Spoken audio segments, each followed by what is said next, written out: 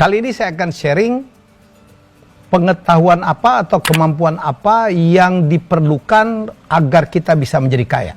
Dan ini hasil dari pengamatan saya, mulai dari melihat daftar orang terkaya di dunia, orang terkaya di Indonesia, atau sebagian besar orang-orang kaya yang pernah saya temui di Indonesia.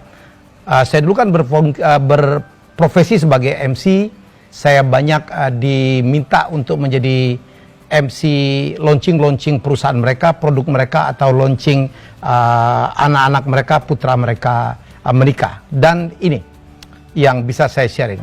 Saya adalah seorang akuntan, saya paham betul yang disebut dengan bisnis proses.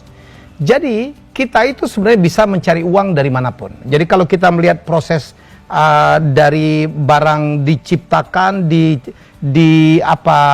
dari ide sampai dia dijual, kita lihat satu persatu. Sebelum barang tersebut menghasilkan uang, kan diawali dari ide. Jadi kita bisa mendapatkan uang dari menjual ide. Banyak tuh, ya. Ide dijual, kemudian kita mendapatkan uang. Ya.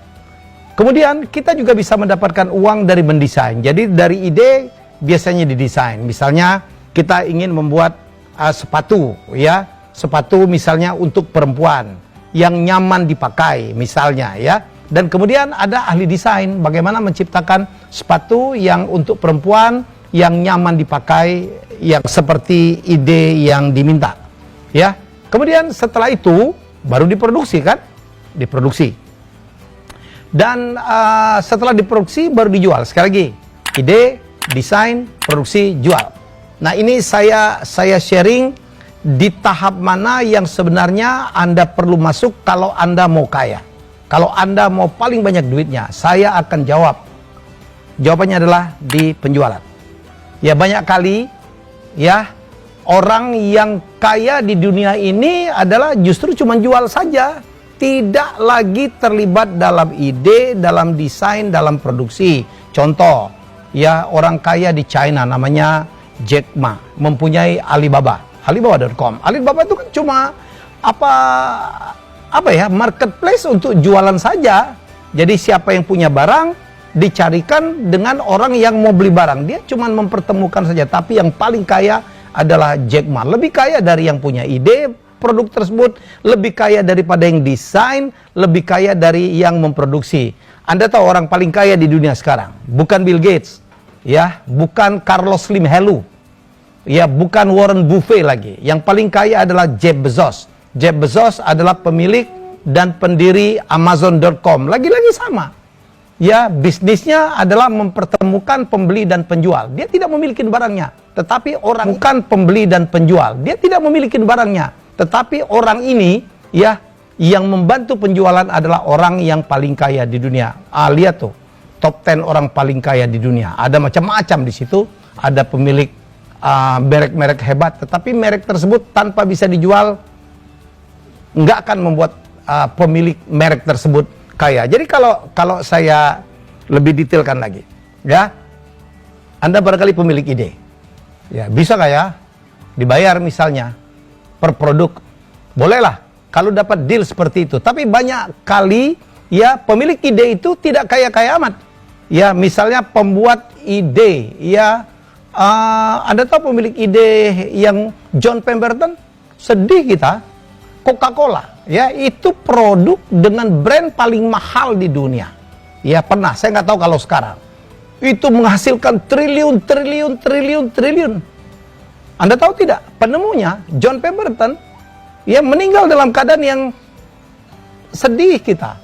Ya, dia jual resepnya dengan harga yang sangat murah, dan kemudian Anda lihat, yang kaya itu adalah perusahaan yang bisa menjual. Siapa yang bisa menjual itu yang disebut dengan perusahaan yang membotolkan. Kalau Anda baca di botol Coca-Cola, di situ kan ada namanya, kalau di Indonesia kan Amatil Bottling Company. Jadi mereka lah yang punya ide. Ya, mereka lah yang, maksud saya, yang menjual ide tersebut. Kita juga ingat kasus McDonald. McDonald bersaudara itu yang meng-create, ya, yang menciptakan, yang membuat ide untuk membuat burger yang demikian enak. Tidak terlalu kaya amat, cuman punya satu outlet. Anda bisa menonton film The Founder. Yang kaya itu adalah Roy Kroc, adalah seorang ahli franchise yang menjualkan konsep itu dan membuat burger McDonald itu bisa terjual mungkin miliaran ya setiap bulan di seluruh dunia. Lagi-lagi ingin saya katakan, yang punya ide kadang-kadang tidak beruntung hidupnya dan tidak kaya-kaya amat kadang-kadang ya. Terus ahli desain juga biasa aja ya. Anda tahu desain logo Nike ya, yang swoosh gitu, itu adalah seorang mahasiswa di Portland ya.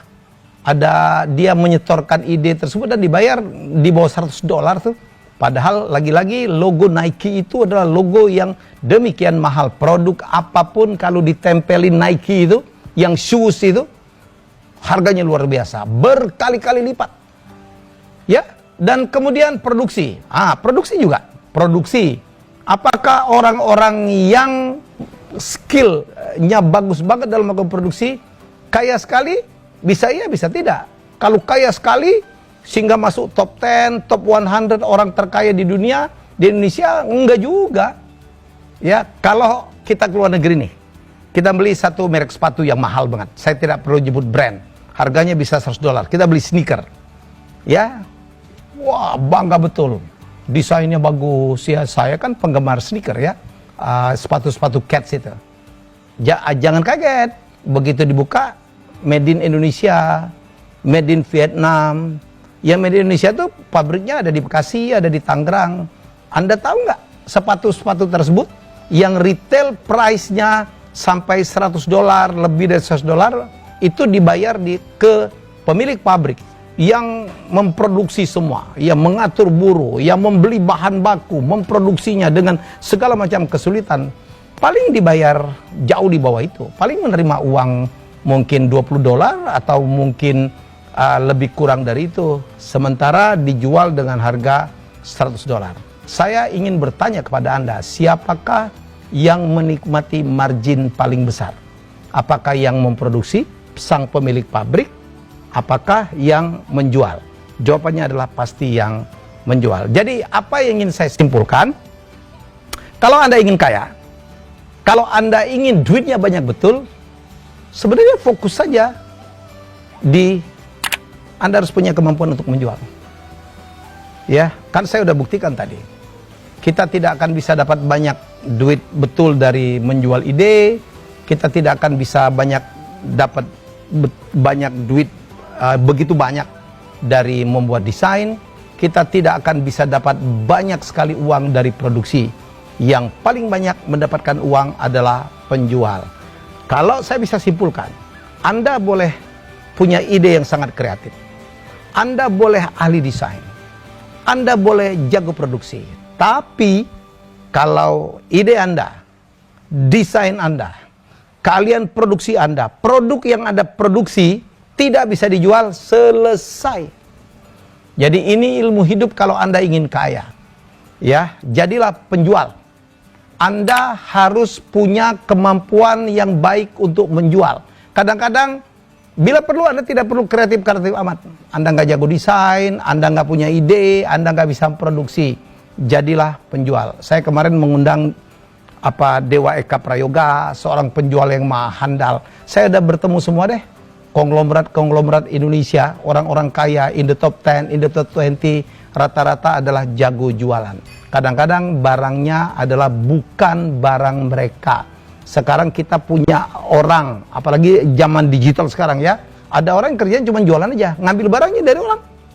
Ya, kita mengenal istilah macam-macam tuh, reseller, kita mengenal istilah dropshipper, kita mengenal profesi orang yang justru kerjaan cuma menjualkan produk-produk orang lain. Dan kalau ada pesanan, dia tinggal mengambilkan dari orang tersebut. Ya, dan di perusahaan, biasanya juga, Anda perhatikan ya, yang gajinya paling tinggi, yang fasilitasnya paling bagus, dapat setelan jas, harus keren, harus wangi, mobilnya harus bagus, adalah bagian-bagian sales.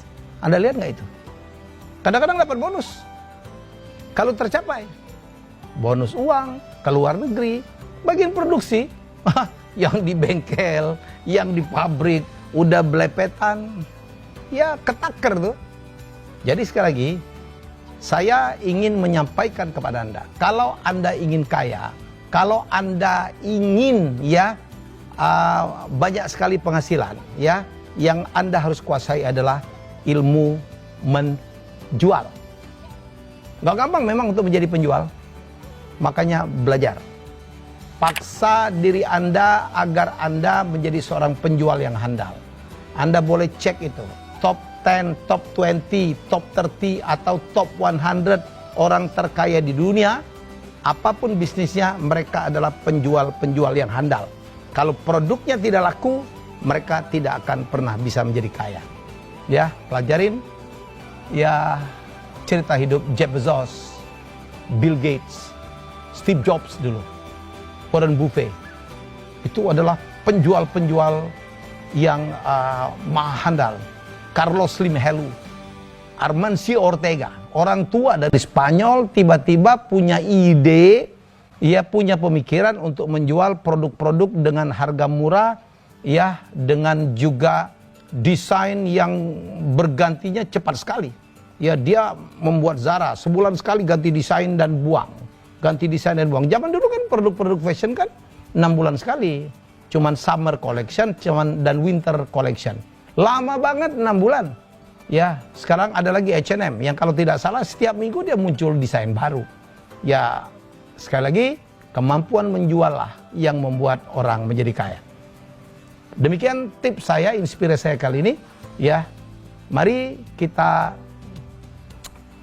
melengkapi diri kita untuk menjadi penjual. Saya adalah seorang penjual yang juga lumayan gitu ya. Saya mendapatkan banyak hal adalah dari kemampuan saya menjual. Menjual ide, menjual produk, menjualkan jasa orang, menjualkan karya-karya sendiri. Orang yang lebih kreatif dalam dunia industri kreatif mungkin lebih banyak Banyak yang lebih hebat dari saya. Tetapi apakah mereka bisa menjual? Itu persoalan. Alhamdulillah hingga saat ini saya sudah meng-create lebih dari 200 karya televisi dan semuanya laku karena saya ahli betul dalam melakukan penjualan. Demikian inspirasi dari saya. Kita akan berjumpa dalam episode selanjutnya. Jadilah